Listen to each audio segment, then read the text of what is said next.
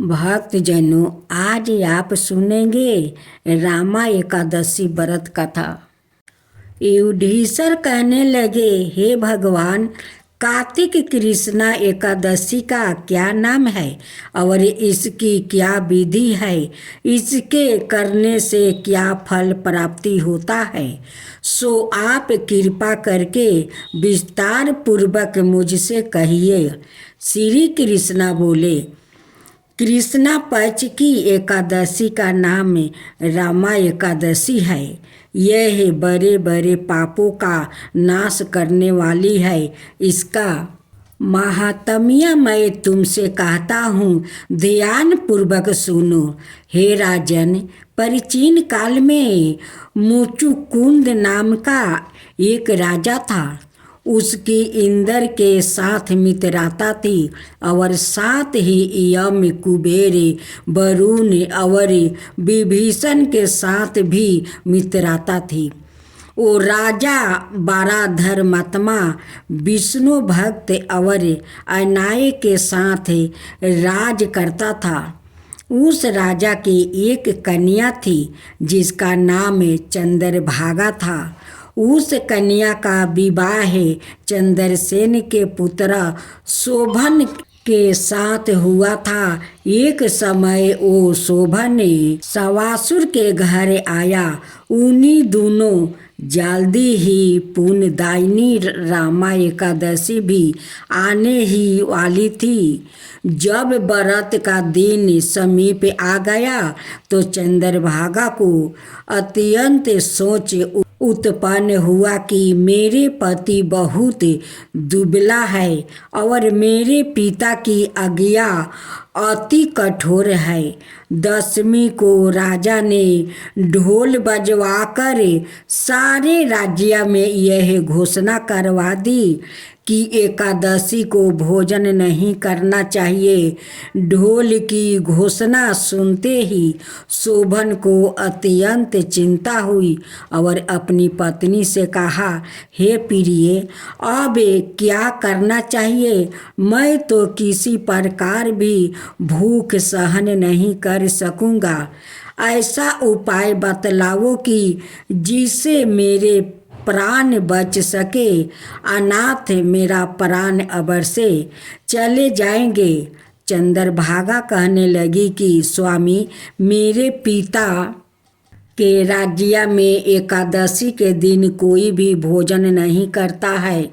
हाथी, घोड़ा, ऊंट, बिल्ली, गऊ आदि भी तीन अन्न जल आदि ग्रहण नहीं कर सकते। फिर मनुष्य का तो क्या ही कहना है। यदि आप भोजन करना चाहते हैं तो किसी दूसरे स्थान पर चले जाए, क्योंकि यदि आप यहाँ रहना चाहते हैं तो आपको अवश्य व्रत करना पड़ेगा। ऐसा सुनकर शोभन कहने लगा, हे प्रिय, मैं अवश्य व्रत करूँगा। जो भाग में होगा वो देखा जाएगा। ऐसा विचार कर उसने व्रत रख लिया और वो भूख और प्यास से अत्यंत पीड़ित होने लगा। जब सूर्य नारायण अस्त हो गए और रात्रि को जागरण का समय आया तो वैष्णवों को अत्यंत हर्ष देने वाला था, परंतु शोभन को अत्यंत दुखदायी हुआ।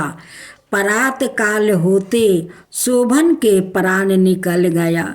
तब राजा ने सुगंधित कष्ट से उसका दाह संस्कार करवाया, परंतु चंद्रभागा ने अपने पिता की आज्ञा से अपने शरीर को दग्ध नहीं किया और शोभन की अंत्येष्टि क्रिया करने के पश्चात अपने पिता के घर में ही रहने लगी। रामा एकादशी के प्रभाव से शोभन को मंदराचल पर्वत पर धन धान्य से युक्त और शत्रुओं से रहित एक सुंदर देवपुरी प्राप्ति हुआ और अत्यंत सुंदर रत्न और वैदूत मणि जरित सौरन के खंभों पर निमृत अनेक प्रकार की स्फटिक मणि से सुशोभित भवन में बहुमूल्य वस्तुओं भूषणों और छत्रा और चावर से विभूषित गंधर्व और अप्सराओं से सुशोभित सिंहासन पर आरूढ़ ऐसा लगता था मानो दूसरा इंद्र विराजमान हो। एक समय मुचकुंद नगर में रहने वाला सोम शर्मा नाम का ब्राह्मण तीर्थ यात्रा करता हुआ घूमता घूमता उधर जा निकला और उसने शोभन को पहचान कर कि यह तो राजा का जमाई शोभन है, उसके निकट गया। शोभन भी उसको पहचान कर अपने आसन से उठकर उसके पास आया प्रणाम करके कुशल प्रश्न किया। ब्राह्मण ने कहा कि राजा मुचकुंद और आपकी पत्नी चंद्रभागा कुशल से है। नगर में भी सब प्रकार कुशल है, परंतु हे राजन, हमको अत्यंत आश्चर्य हो रहा है। आप अपना वृत्तांत कहिए कि ऐसा सुंदर नगर जो ना कभी देखा ना सुना, आपको किस प्रकार प्राप्ति हुआ। तब शोभन बोला कि कार्तिक कृष्णा रामा एकादशी का व्रत करने से मुझे यह नगर प्राप्ति हुआ है, परंतु यह अस्थिर है, यह शिथिल हो जाए, ऐसा उपाय कीजिए। ब्राह्मण कहने लगा, हे राजन, यह शिथिल क्यों नहीं है और कैसे शिथिल हो सकता है, यह आप बताइए, फिर मैं अवश्य मैं वो उपाय करूँगा।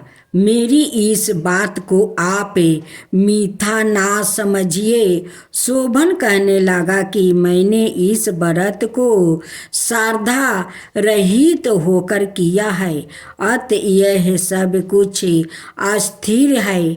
यदि आप मुचकुंद की कन्या चंद्रभागा को यह सब वृत्तांत कहे तो यह शिथिल हो सकता है। ऐसा सुनकर उस श्रेष्ठ ब्राह्मण ने अपने नगर में लौट कर चंद्रभागा से सब वृत्तांत कहा।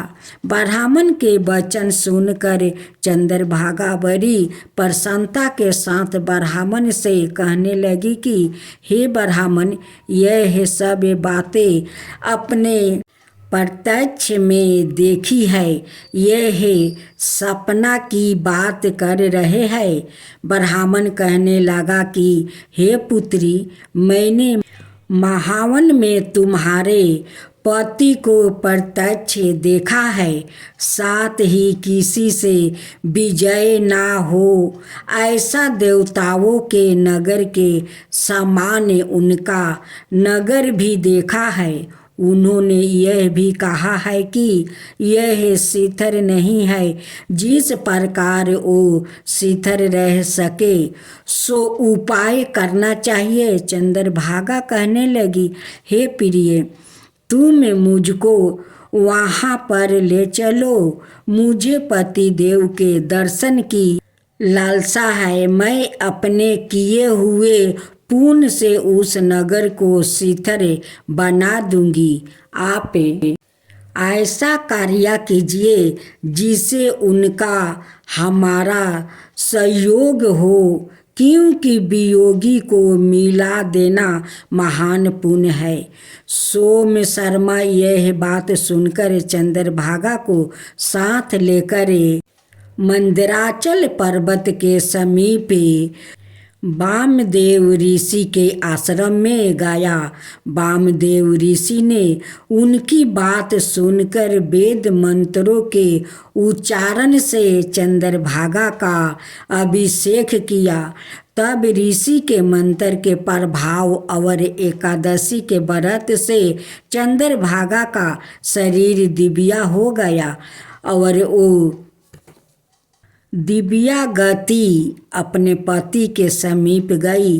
अपनी प्रिया पत्नी को आते देखकर शोभन अत्यंत प्रसन्न हुआ और उसको बुलाकर अपनी बाईं तरफ बैठाया। चंद्रभागा कहने लगी कि हे प्राणनाथ, आप मेरे पुण्य को ग्रहण कीजिए। अपने पिता के घर में जब मैं 8 बरस की थी तब से विधि पूर्वक एकादशी व्रत को श्रद्धा पूर्वक करती आ रही हूँ। इस पुण्य के प्रताप से आपका यह नगर शिथिल हो जाएगा और समस्त कार्य पूर्ण होकर प्रलय के अंत तक रहेगा। इस प्रकार चंद्रभागा दिव्या रूप धारण करे और दिव्या आभूषणों और वस्तुओं से सुसज्जित होकर अपने पति के साथ रहने लगी। हे राजन, यह मैंने रामा एकादशी का महात्म्य कहा है। जो मनुष्य इस व्रत को करते हैं उनका ब्रह्म हत्यादि समस्त पाप नष्ट हो जाते हैं। कृष्णा पक्ष और शुक्ला पक्ष दोनों की एकादशी समान है। इनमें कोई भेदभाव नहीं है। जो दोनों को पढ़ते अथवा सुनते वो समस्त पापों से छूट कर विष्णु लोक को प्राप्ति होते हैं। अब सुने माँ तुलसी की कथा। कार्तिक महीने में एक बुढ़िया माई तुलसी जी को सिंचती और कहती कि हे तुलसी माता, सत्य की दाता, मैं बिलरा सिंचू तेरा, तू कर दे निस्तार मेरा। हे तुलसा माता, अडूबा दे, लडूबा दे, पीतम्बर की धोती दे, मीठा मीठा गस दे, बैकुंठ में बास दे, चटक की चाल दे, मटक की मोत दे, चंदन का काठ दे, रानी सा राज दे, दाल भात का भोजन दे, 11 की मौत दे, कृष्णा जी के कंधा दे। तब तुलसी माता यह सुन कर सूखने लगी। तो भगवान ने पूछा कि हे तुलसी, तुम क्यों सूख रही हो? तुलसी माता ने कहा कि एक बुढ़िया रोज आती है और यही बात कह जाती है। मैं सब बात तो पूरा कर दूंगी, लेकिन आपका कंधा कहाँ से दूंगी? तो भगवान बोले, जब वो मरेगी तो मैं अपने आप कंधा दे दूंगा। जब बुढ़िया माई मर गई, सब लोग आ गए। जब माई को ले जाने लगे तो वो किसी से ना उठी। तब भगवान एक 12 बरस के बालक का रूप धारण करके आए। बालक ने कहा, मैं बुढ़िया के कान में एक बात कहूँगी। सबने कहा, तू भी अपने मन की कर ले बेटा। बालक बुढ़िया के पास गया और कान में कहा, बुढ़िया माई, मन की निकाल ले, तू बिलरा सींच मेरा, मैं करूँ निस्तार तेरा। बुढ़िया माई अडूबा ले, लडूबा ले, पीतम्बर की धोती ले, मीठा मीठा गस ले, बैकुंठ का बास ले, चटक की चाल ले, मटक की मोत ले, कृष्णा जी के कंधा ले। यह सुनकर बुढ़िया माई हल्की हो गई। अब भगवान ने कंधा दिया और बुढ़िया माई को मुक्ति मिल गई। हे तुलसी माता, जैसे बुढ़िया माई को मुक्ति दी वैसे सबको देना। अब आप सुने लक्ष्मी जी की कथा। एक बूढ़ा ब्राह्मण था। वो रोज पीपल को जल से सींचता था। अब पीपल से रोज एक लड़की निकलती है और कहती है, पिताजी मैं आपके साथ जाऊंगी। यह सुनते सुनते बूढ़ा दिन पर दिन कमज़ोर होने लगा। तो ब्राह्मणी ने पूछा कि क्या बात है। ब्राह्मण बोला कि पीपल से एक लड़की निकलती है और कहती है कि वो भी मेरे साथ चलेगी।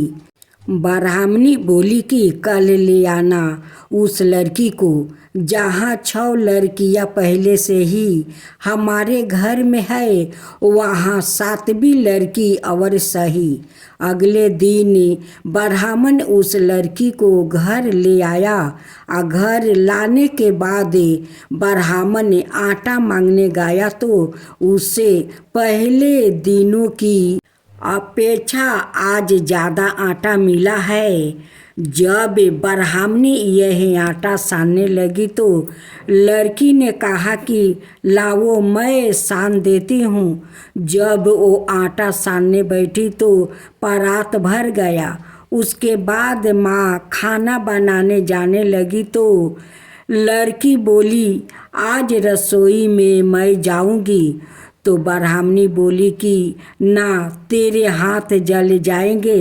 लेकिन लड़की नहीं मानी और वो रसोई में खाना बनाने गई तो उसने तरह तरह के 36 व्यंजन बना डाली और आज सभी ने भर पेट खाना खाया। इससे पहले वो आधा पेट भूखे रह जाते थे। रात हुई तो ब्राह्मणी का भाई आया और कहने लगा कि दीदी मैं तो खाना खाऊंगा। ब्राह्मणी परेशान हो गई कि अब खाना कहाँ से लाऊंगी। लड़की ने पूछा कि माँ क्या बात है। उसने कहा कि तेरा मामा आया है और रोटी खाएगा, लेकिन रोटी तो सबने खा ली है, अब उसके लिए कहाँ से लाऊंगी। लड़की बोली कि मैं बना दूंगी और वो रसोई में गई और मामा के लिए 36 व्यंजन बना दिया। मामा ने भर पेट खाया और कहा कि ऐसा खाना इससे पहले उसने कभी नहीं खाया है। ब्राह्मणी ने कहा कि भाई तेरी पौनी भाजी है, उसी ने बनाया है। शाम हुई तो लड़की बोली कि माँ चौका लगा के चौके का दिया जला देना, कोठे में मैं जाऊंगी। ब्राह्मणी बोली कि ना बेटी तू डर जाएगी। लेकिन वो बोली कि ना मैं ना डरूंगी। मैं डरूंगी। मैं अंदर कोठे में ही सोऊंगी। चाहे कोठे में ही जाकर सो गई। आधी रात को लड़की उठी और चारों ओर आंखें फाड़ी तो धन ही धन हो गया। वो बाहर जाने लगी तो एक ब्राह्मण ने सो रहा था। उसने देखा तो कहा कि बेटी तू कहाँ चली। लड़की बोली कि मैं तो दरिद्रता दूर करने आई थी, अगर तुम्हें दूर करवानी है तो करवा लो। उसने ब्राह्मण के घर में भी आंखें से देखा तो चारों ओर धन ही धन हो गया। सुबह सवेरे सब उठे तो लड़की को ना पाकर उसे ढूंढने लगे कि पवानी बेटी कहाँ चली गई। ब्राह्मण ने बोला कि वो तो लक्ष्मी माता थी जो तुम्हारे साथ मेरी दरिद्रता भी दूर कर गई। हे लक्ष्मी माता, जैसे आपने उनकी दरिद्रता दूर की वैसे ही सबकी करना। अब सुने राई दामोदर की कथा। एक समय की बात है, एक छोटी सी लड़की थी जो कार्तिक नहाया करती थी। कार्तिक का महीना पूरा हुआ तो सब कहने लगी कि गंगा जी जाए या जमुना जी जाए या हरिद्वार होकर आए। एक स्त्री बोली कि मैं तो राई दामोदर भगवान को जिमाऊंगी। सब पूछने लगी कि वो कैसे होते हैं। स्त्री बोली कि मोर मटुक गले में बैजंती माला और हाथ में पीतम्बर ऐसे होते हैं। राई दामोदर भगवान। वो लड़की अपने घर आ गई, भगवान की रसोई बनाई, मंदिर में आई, बोली आओ मेरे भगवान आओ जीमो। मंदिर में भगवान नहीं मिले, मंदिर से शहर में गई, शहर से जंगल गई, जंगल से पहाड़ों पर चढ़ गई, भगवान को पुकारते सुबह से शाम हो गई। भगवान लड़की को पहाड़ पर चढ़ते देखा तो बोले कि यह तो ऊपर से गिरकर मर जाएगी और मेरे सिर इसकी हत्या लागेगी, इसे दर्शन देना ही होगा। भगवान ब्राह्मण का रूप धारण कर आए और बोले चलो बेटा, मैं तेरा भगवान हूँ, तू मुझे जिमा दे। लड़की बोली कि नहीं, तुम मेरे भगवान नहीं हो। ब्राह्मण बोला कि तेरे भगवान कैसे है? उसने कहा मेरे भगवान तो मेरा मटुक वाले गले में बैजंती माला पहने हुए है और हाथ में पीतम्बर लिए हुए है।